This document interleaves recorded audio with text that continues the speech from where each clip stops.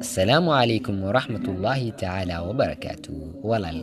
Walaalayaal kusoo dhawaada janaalkeena cusub ee Somali Light Media.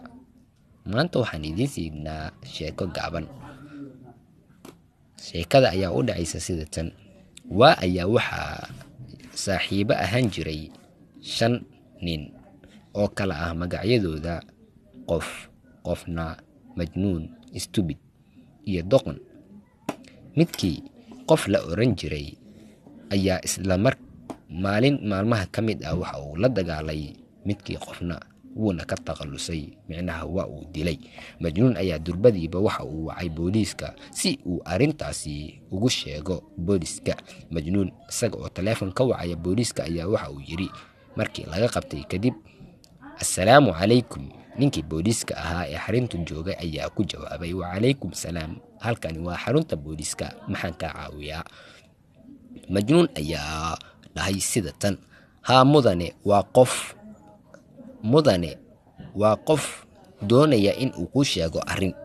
Waa maxay arrinta? Ayuu booliiskii yiri. Majnuun ayaa yiri, qofna ayaa hadeertaan la dilay, waxaana dilay qof. Majnuun booliiskii aad ayuu u yaabay, waxa uuna yiri, adiga stupid miyaa tahay?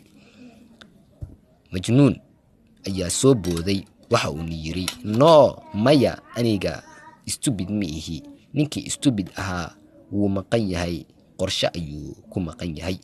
Booliiskii ayaa aad u yaabay, waxa uuna yiri, warniyahow, adiga majnuun miyaa tahay? Majnuun ayaa yiri isaga oo dhoola cadeynaya, aniga majnuun ayaan ahay, waa runta mudane. Booliiskii ayaa markaa yiri, waxaan u malaynayaa adiga inaad doqon tahay. Majnuun ayaa yiri, maya, aniga mudane doqon ma ahi, ee doqon waa midka dhageysanaya sheekadeena.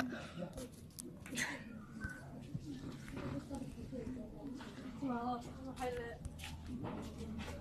Marka si akhriyay le dareemo.